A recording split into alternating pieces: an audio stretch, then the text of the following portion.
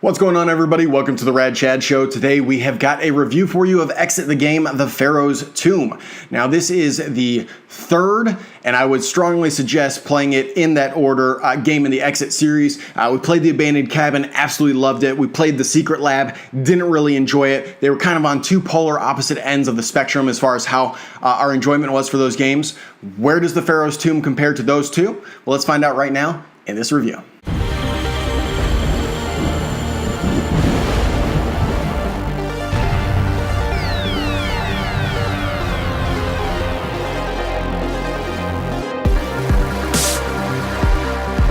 Okay, now the Pharaoh's Tomb, unfortunately, just like all of the other Exit the games, really shares a fundamental problem, at least in our opinion. I think most people can still get over this like we did, but it really provides no rhyme, no reason, and no context for why you are inside a Pharaoh's Tomb and accomplishing these puzzles.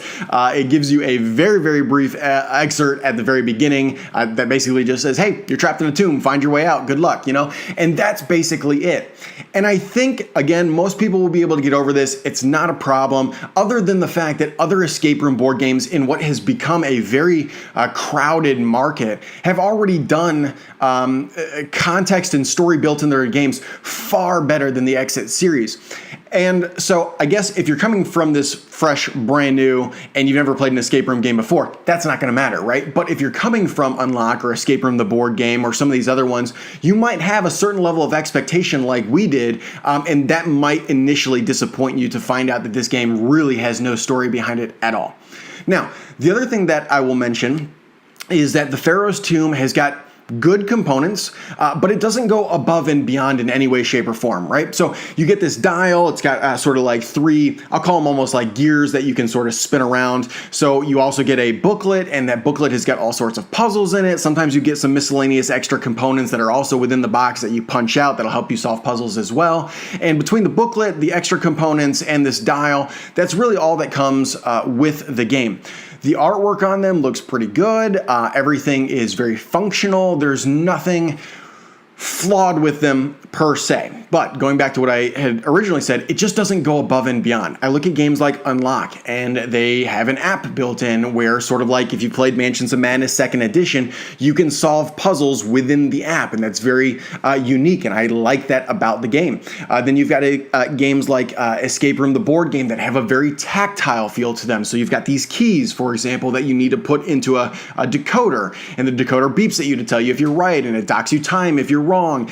And I like those extra little bits and pieces that those other games have to offer. And again, there's nothing fundamentally wrong with the Exit series, or in specific Pharaoh's Tomb, because that's what we're talking about. It just doesn't go above and beyond and do anything extraordinary.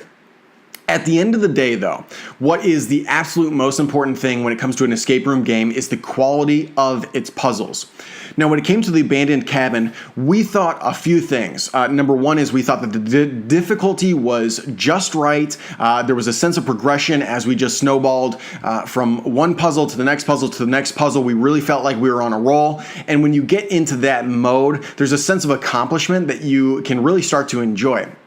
Not only that, but in our 4-player games, which is the way that we've played almost all of our escape room games, we felt like everybody had something to do. There was always a sense of participation and engagement when it came to the Abandoned Cabin. We were very excited to move into the Secret Lab, but unfortunately it really faltered for us. I don't know if that was necessarily because the escape room game was bad per se, or maybe it's just that these games are all one and done. So it's tremendously subjective. If you have one bad experience, that is literally the only experience you will probably ever have with that game, especially because the Exit series is fully destructible. When you're done with this game, you're just going to chunk it into the trash, right? So when it came to the Secret Lab, we really hit a stumbling point with a couple of puzzles, one in very much specific, and that just ruined that experience for us. So when it came to the Pharaoh's Tomb, it was almost like it was dead smack in between these two. The Pharaoh's Tomb is undoubtedly the most difficult of the 3 games in this Exit series. It might even be the most difficult escape room game that we have played so far. Now, that being said, it had also some of the most creative, unique, and interesting puzzles of all of the games that we've played so far. It doesn't matter if it was Unlock Series, Escape Room, the board game, this one, any of the others, right? It had some of the most unique, interesting, memorable puzzles I think we have seen. If you come into the game playing the other two beforehand, you've got some of that experience underneath your belt. I think it'll really help you understand what to expect in terms of solving these puzzles. If you're coming in off of it green and fresh and you're not thinking outside of the box, I really think that this could be as polarizing as the Secret Lab was for us, in the sense that some of these puzzles I could see people getting really stumped by and very frustrated by when something is difficult to see, or you got to make a leap of logic, or just varying things that can really make you stumble. Fortunately for our group, unlike in the Secret Lab where we did stumble, we didn't have those big glaring issues with this game in specific. So I think we all walked away really enjoying our experience. And again, I had some very memorable moments within the game where I was like, man, that is clever, right? So I give the game kudos for that. The other thing that I will mention, this is not spoilers, not even in the least bit, but it is a suggestion, is in the abandoned cabin, we felt like there was always something for people to do. There was a participation and engagement. Everybody was working towards the common goal, but they might be working on a puzzle, whereas we might be working on a different puzzle. And I like it when everybody feels a sense of purpose, whereas in some games, two people will run the entire show and the other two people are just sitting in the back like, okay, let me know when you need help. When it came to the Pharaoh's Tomb, what we decided we were going to do is it gives you a little booklet, and the booklet's got, I don't know, let's say 10 pages in it, and I think it's just stapled together. We ripped out the staples, we cut it in half, and then there are these sheets that are, I don't know, maybe 10 by 8. They're just a little bit bigger than a 6 by 4 picture, and we started handing those out to everybody, and that really, I think, improved the experience pretty dramatically, because again, everybody got to hold, feel things, look at stuff, try to solve puzzles with the various components on the table. I would strongly recommend you guys do that right from the get-go. I think it dramatically improves the exit the games. And in fact, so all three of the games come with that booklet. Obviously, they're just different between each game. And I would do this for any of the exit the games. And in fact, I would almost encourage the designers when they go to create new games to maybe encourage people to do this, because again, I think it dramatically improves the game.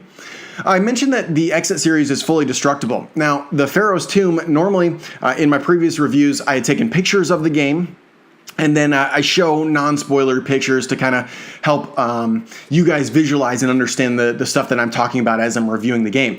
I forgot to do that with the Pharaoh's Tomb, and we literally chunk the game in the trash when it's all said and done. And again, that's unfortunate because I'll mention this on a lot of occasions. Other escape room series, board game and card game series, don't have the destructible elements to them. Or if they do have destructible elements, you can reprint those components back off and you can rebuild the game back together. I appreciate that in those games. Again, it's not the end of the world because these are very, very cheap. You can probably find them for somewhere between 10 and 15 bucks. You've got 4 people at the table. So your price to enter is basically $3 a person, right?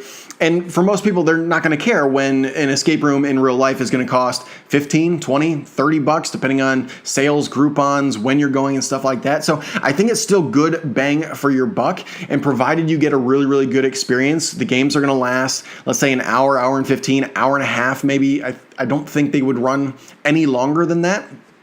So just keep that in mind, that it is fully destructible and you're just going to throw it away. The other thing that I would mention is I just had it on the top of my head and now I have forgotten. Boy, that's unfortunate. Anyways, if I can remember it, maybe we'll do a follow-up video that has spoilers inside it.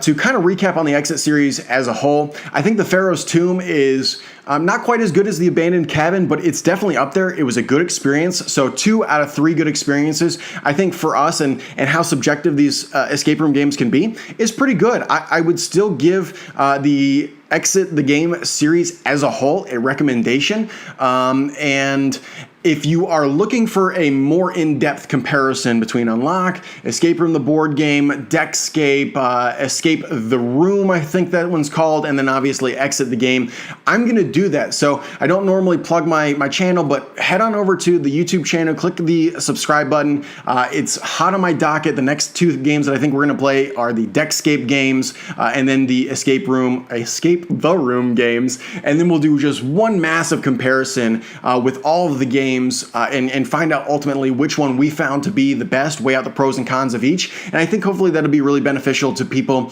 who are sort of in the same shoes as me, which is, boy, there are like literally 15 escape room games out there. Which one should I play first? Which one should I just avoid? So on and so forth. So definitely check that out. And that's it for now. So if we had to put a score on Exit the Game, the Pharaoh's Tomb, I'd give it a solid 7 out of 10. I think most people at the table generally agreed with me. That's a really good score. It's not excellent, but it's definitely not average. Somewhere dead smack in between there. It is a good game that I would recommend.